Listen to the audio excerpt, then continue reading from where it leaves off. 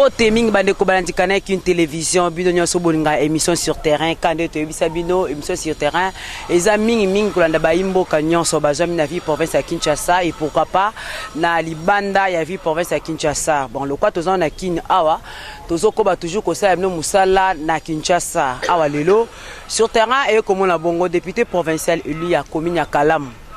Théo Solanaï honorable Égérie Dikala Théo Solanaï Matali circonscription électorale naïe. Ye azali molobeli ya commune haute ebité na ye longo to kobeta lisolo lenge nini awasa musana na assemblée provinciale ya Kinshasa. Pourquoi ne pas relever ba difficulté ya commune électorale naïe mamoko tozo banda toza elongo na grâce Dieu mi ya arc-en-ciel bande ko balanti musala toujours mbote honorable Égérie mbote mingi mwa mboka. Merci beaucoup. Nazo passé micro na grâce pour na PCP Mbote. Talara tokuta na kala, tokuta ni soulelo. Mbote grâce Diomi. Mbote mifikanda.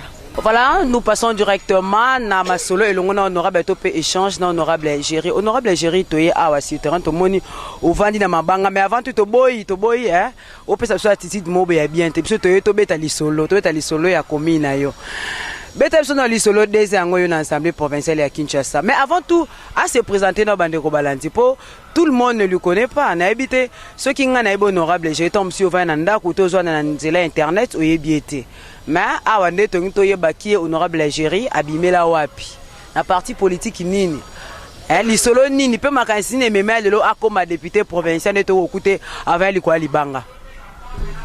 Merci. Eza Yabino. Honorable Égérie Dikala Majed, les grands fourmis. Naza Muponami ya Kalamu, donc na partie à IDPS, donc na Mystique fourmi. Nde omoni bakbapona ki tolobela bango. Pourquoi? Parce que baebek déjà to bandaki bitumbo depuis bomwana, baonyo so bana kata IDPS, baebi, baonyo surtout baebi pembeni ndenge ni tozoye ko bunda. Na kondo le grand esprit Etienne Tshisekedi wa Mulumba. Donc combat wana yango ememi biso bana mboka balobi te batala combat na biso balobi non bokende pe bolobelango donc ba biango maintenant avec pouvoir quoi parce que liboso tozayo oloba mais il fallait ba décorer ba biango ba pesa ngo forme ba pesa ngo forme légale na ba bengi député yango wana tozoloba to mesana oloba donc ba ebinga Égérie Dikala Majed, les grands fourmis, pas aussi pour na non intimité parce que chaque nom ils ont un historique nango na étape nango na place nini à se retrouver donc c'est un peu ça. Torobeta masolo ba kombo na mkomu susmelo to eli penza mingi masolo sur terre honorable Gérard Lebi aza ya IDPS abanda uta bomwana na ba age nini aneni yokoti na IDPS. Bon, en fait, année tellement compliqué. Donc, Bisoto Bandi na IDPS, tant que nous, vieux Seskou a annoncé discours le 24 avril, il y a démocratie. Alors, Bisoto Bandi na IDPS, na sur au monde na ba image, dans la zana nous a coupé. Là aussi sa 6e des humanités. Donc les loyaux, ça fait déjà au-delà de 30 ans au Tobundi Bitumbo na kati ya IDPS. Nazasir ceux qui bateau tozala ba na kati ya Bitumba à part ba papa nyonso presque âge poussani toza vraiment ata ba 20 té. Auto tikali comme ba icône ya bateau to bandi histoire ya IDPS na Bitumbo na kati ya ville ya Kinshasa. Na ndimite to rotikala sous 20. En dehors, il y a papa Nabiso, moi, âge Poussani peut-être, se retrouver dans Ndaku. Et puis je profite à travers votre micro, il y a Koé Bisabato, Bazo Kamba parti le loyo. Na combat nyonso, reconnaîtra toujours mérite. Ancien, il faut toujours bravoure ezala. Il faut médaille ezala. Même na Zimbabwe. Mugabe asala kiango apesa ki prime na ba combattant nyoso babundaki nae na Afrique du Sud Mandela asala kiango partout même ba Che Guevara basala donc na combat se faut mériter toi ba papa mususu l'époque Mobutu ba souffra bakanga bango bavoir na bango bakoka kosala elote lelo bakomi bolimbisanga entre guillemets moribond. Ça veut dire que mon papa msusu au monde a boire ko tambola te mais atingami kaka na esprit ya IDPS. Alors batouana batu moko ezali kanisi na lobango, j'avais même dit ça, na continuer ko rappeler na bakonzi, voire même na Emoko numéro 1 ya République parce que azali na minute aza na IDPS te mais aza autorité morale et en plus a outi na kati ya IDPS. Tozala ba papa misusu oyo ba milita baza ba icône na combat oyo. Donc il faut tongela bango ata cité moko ya ancien combattant ata na ba kinkole ba selewana ezala ta prime na bango ya combat ata banda ko ka ya ba chambre salon kaka oyo lobi bon cadeau na bino yango to baptiser ngo moi cité moko ya ba ancien combattant ya démocratie et ça la bien que non mutamoni bon ata na zu musala te parce que ko pesa batu misala msu batu bakora te tam sou vie âge vie banini ezala ko ata pension na bango ya combat. Ça veut dire papa wana amone loko ko tikela bana na par rapport à combat ezali na ba batu ebele na ko pesa un exemple loko la papa moko loko la tumbalu membu papa na zara journaliste soka leki batu yo so ba ebi yo kana pesa mnoka nega sala boye baka baba bobo papa on dit mutaliboma non mutaliboma te ça ba séquelle ya combat après torture na oba sala ka na makala tant ba arrêta ka c'est comme ça que papa na comment en dehors ya papa na ko pesa mnoka ba te belé ba kufa na combat o bon en fait IDPS lelo ndeko zo to beta solo kala ya IDPS po lelo ba boya na IDPS asika alors soto beti masolo akala e belé ba comprendre te na ko pesa mnoka kati ya combat oyo tozana ba to perdra ba na kati ya combat lokola ba fils Mukambala to perdra ba to belé on a kotanga kutu te on comprend tozana ba milambo auto kufara en pleine période ya campagne ya Fati. Donc première victime ya campagne ya Fati wana milambo adaya wana mboko ya Kaluka. Donc ba victime basé belé. Alors biso moko pena nde tozaboye pour binonde population bolobi na non honorable Géry zalana no to pesio pouvoir ya ki honorable pour le belabiso. Maintenant nous peut te bénéficier peu fruit à l'ité.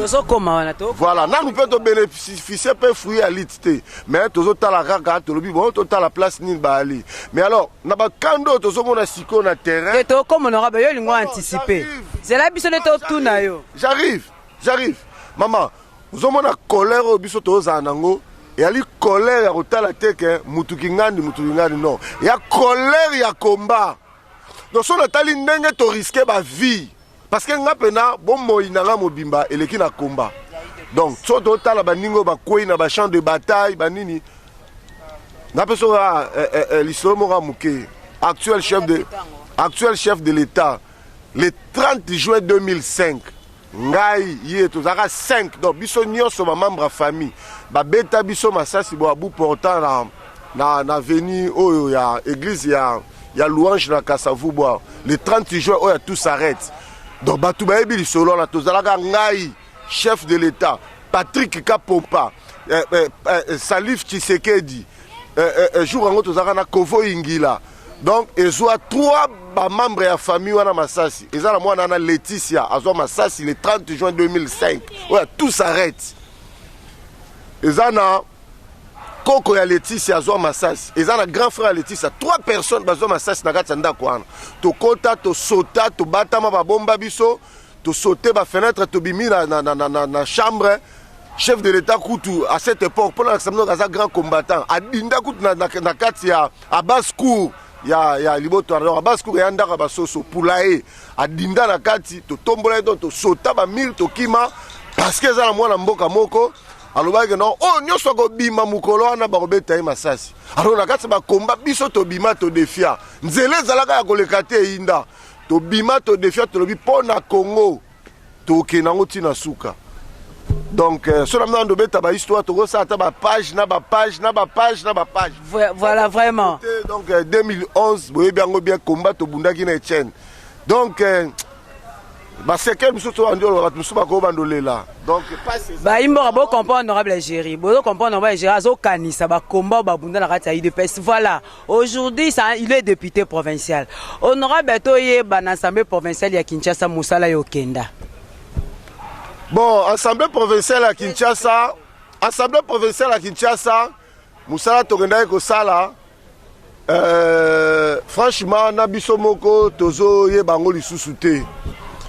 Donc écoute, Assemblée Moko, Oyo député, Azoye Batina Naete, député Azoye Baponani Bafota qui était, tu écoutes Assemblée Moko, député Nyos Bakoma ministre, député Nyos Toyakina Bango Bafota Bango Bakoma mandataire, remplacer Bisso député Nyos na suppléant, député Bakoma porte-parole, il y a exécutif, député Bakoma. Donc, il fallait interpeller, il fallait ça là-bas légiférer, député Bakomi, qu'on soit part et exécutif, député Bakomi, qu'on s'engana, pour l'arrêter, ma campagne exécutif, ça les a bien, sans qu'on interpeller, sans que ça la même à ta question, ne fût-ce que même écrite, va répondre bango pour qu'il va sa possibilité en l'obano. Les députés ne savent pas quoi faire. Bon, tu as la carte à potopoto, tu as l'assemblée, tu na sikre, na zélo, confusion, continue à Kati.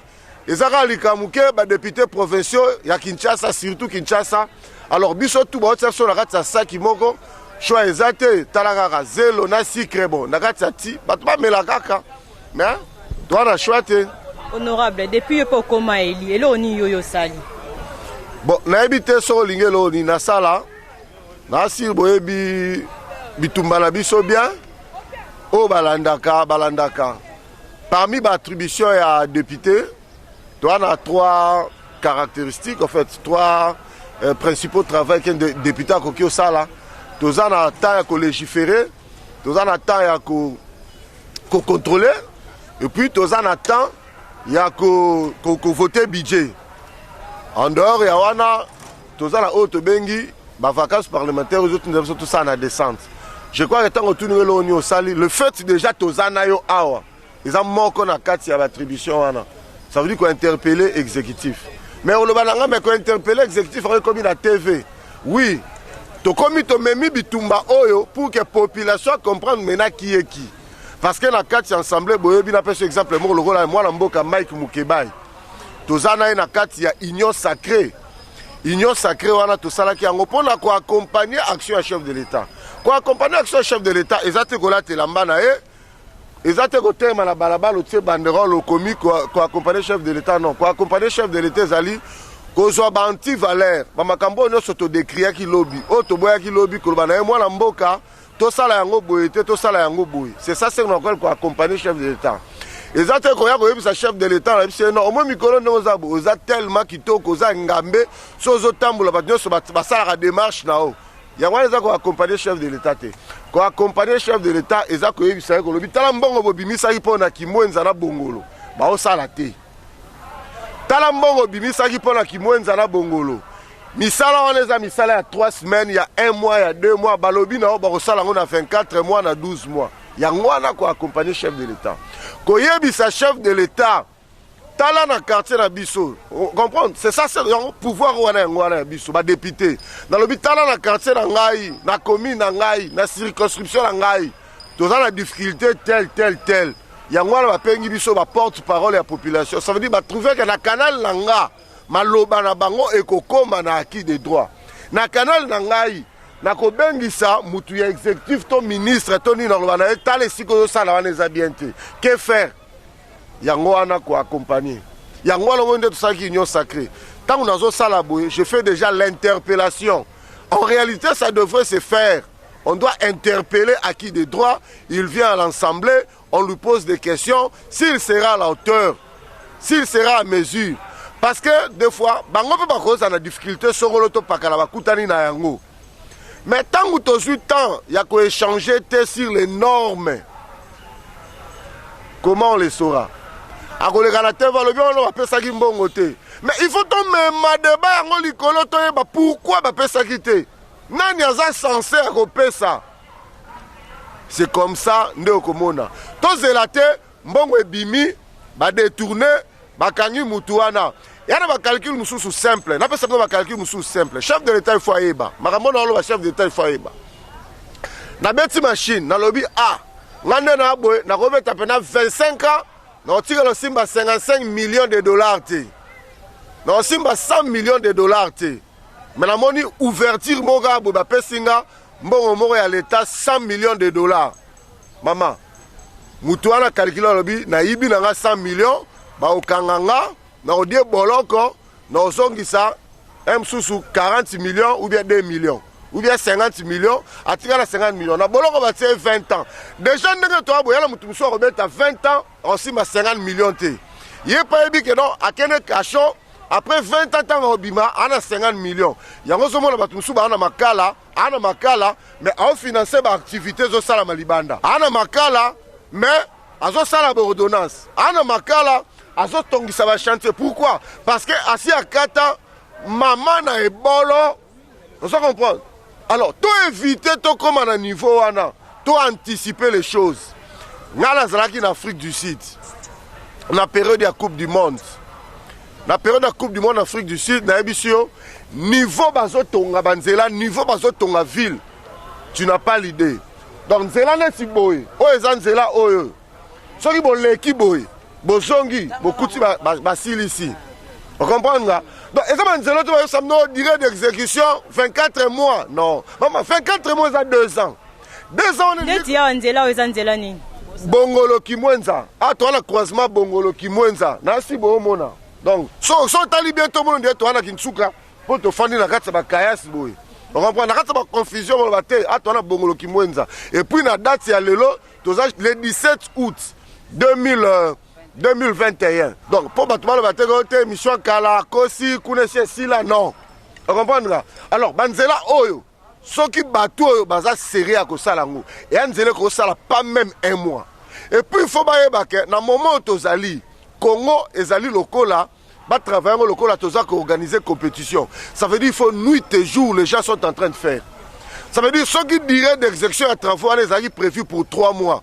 Et que va doubler fréquence de travail, il peut réduire ça même à 1 mois. Tout ça pour qu'il va soutenir le chef de l'État. C'est là, maman, pardon. Tant que va dire des travaux, 36 mois, 24 mois, vous comprenez. On comprend. Parce que Mboka oyo kufa mingi pona bato français. Ils savent tellement bien manier les mots français. Alors des fois ils troublent les gens. Ils aiment bien escroquer en français parce que des fois ils utilisent des termes moko beaucoup de la population va comprendre. Il faut que na bango na bitumba oyo na lingala o pena ko professeur bakozo kosa. Na peso exemple ro ya Zandu. Zandu ba beti dire des travaux nango. Bah, on a à peu près 36 mois. Donc, Elingi Kolobake, si Félix a aussi sa mandat, ma maman Zandu Barote Kate. Et ça, le rôle Anzela, tant que ça va 24 mois.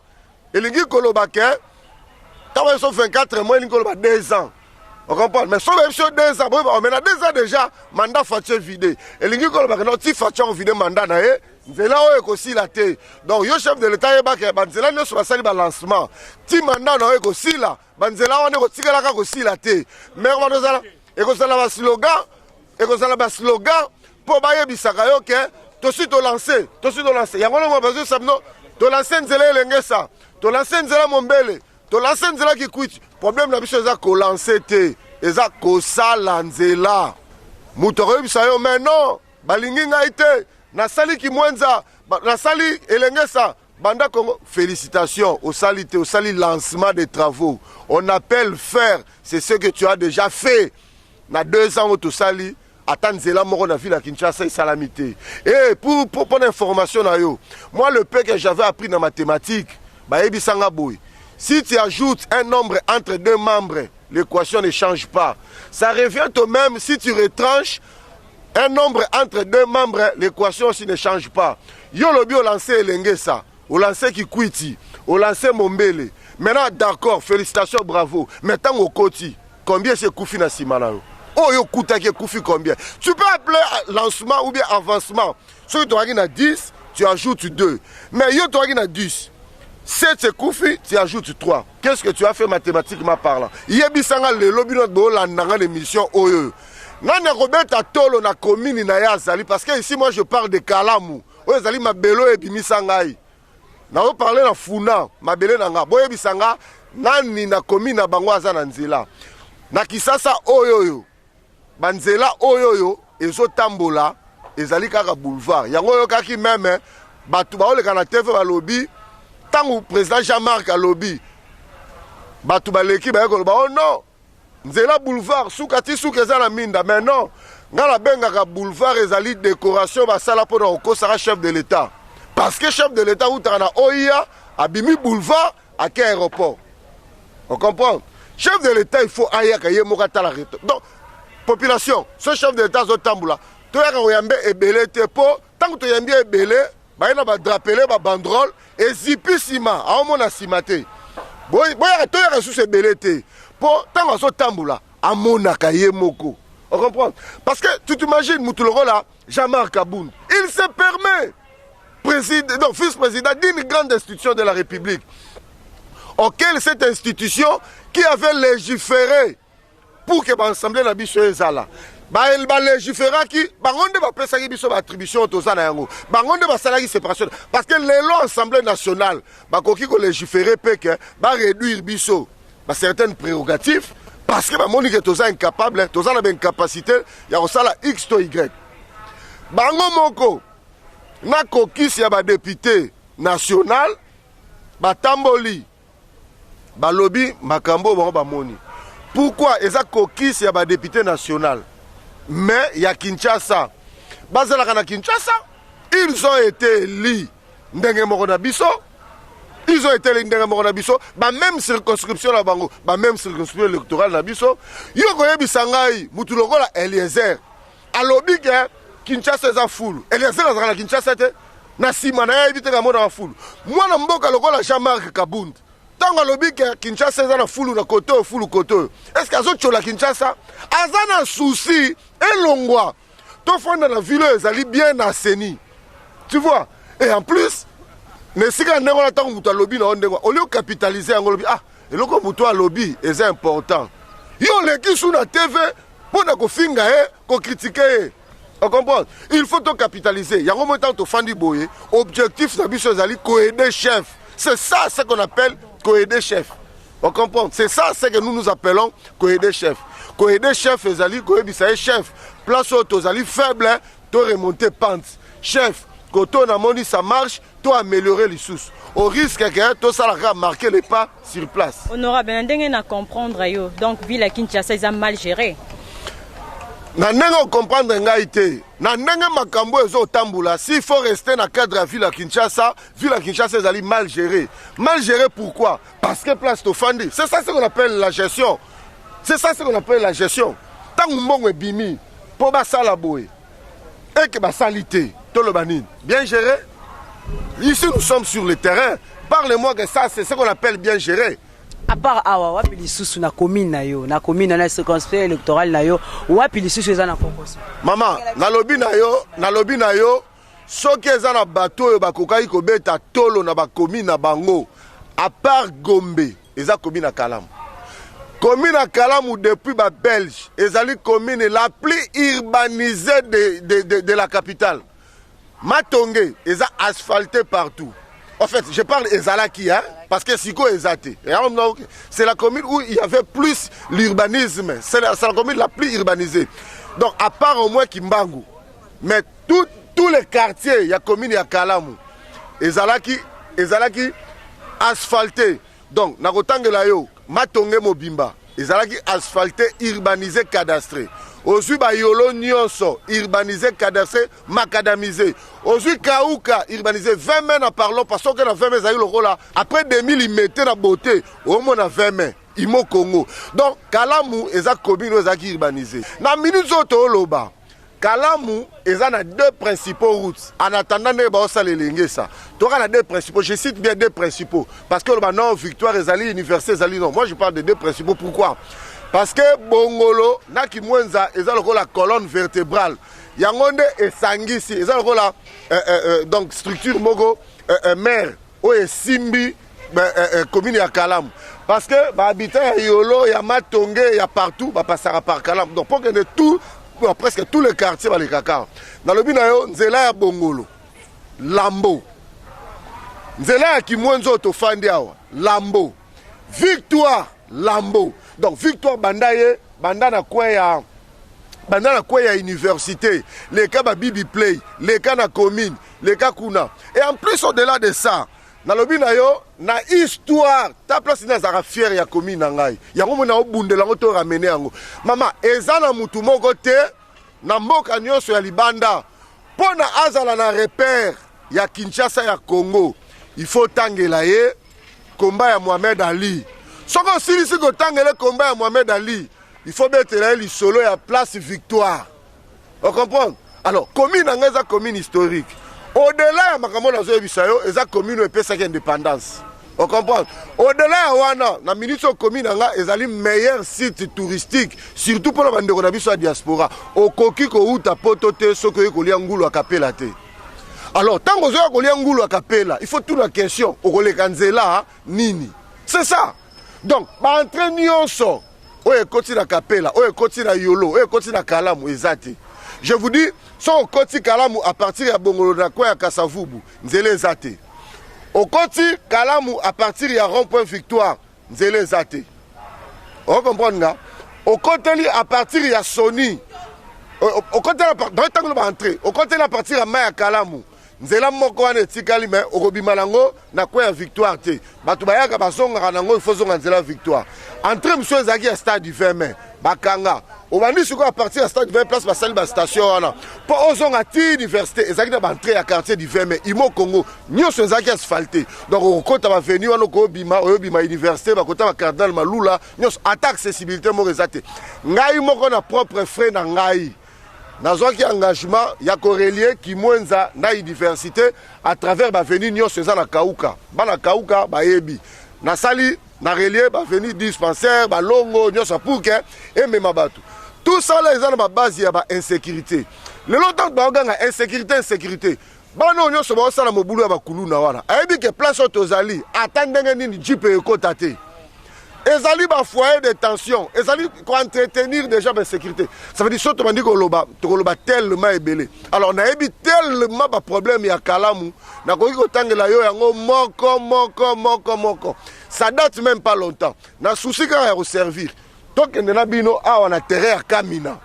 Na terrain ya Kamina na salaki o bango mo ba benga sotu mouton, made in Géry Majed. Ça veut dire quoi? Dans les autres samedi, il fallait pas prévoir la route de déviation, la route secondaire. Et les gars, ça quand même bien. Si on t'a pas dans Kamina, on a liboso à la police, on a au bon la béton, on a ça. Pourquoi? Ça fait plus de 25 ans. Et si quand on est à la Ramabé, on fait des baleka, on a banani, moutoua, ça là, on a zate.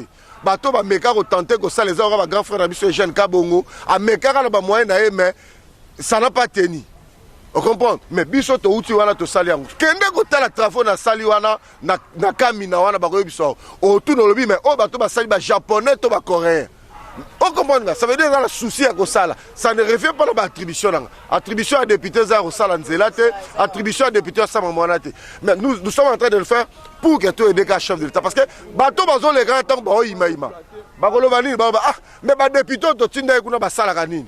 Maintenant toye tozoloba, toza ko expliquer. Bateau na bazala ba capacité. Ceux qui tolobi toi interpeller, toi frapper. Bateau la baza majorité ba se constituer autour ya Biftec. On comprend? Alors, bakoyo kana, au nom des intérêts, au nom de nini, bako se solidariser, moutor longate, moutor sala beauté. Mais biso, au nom ya combat, au nom ya sacrifice, au nom du peuple, le peuple d'abord, on ne va pas se partiser au nom ya Biftec. On va se partiser sur le terrain au nom ya changement pour que l'obi topé sabandeko na biso le meilleur qu'on leur avait promis. C'est ça l'essence du combat. D'accord, Badeko Balandi, bon comprendre que l'honorable Géry vraiment a fondé Kimakasi, a pessi biso tata tenté to tune mitune bele pognon c'est mon kabimisi. Alors honorable Géry n'a constaté pour ce journaliste l'Assemblée provinciale bino boza minoritaire.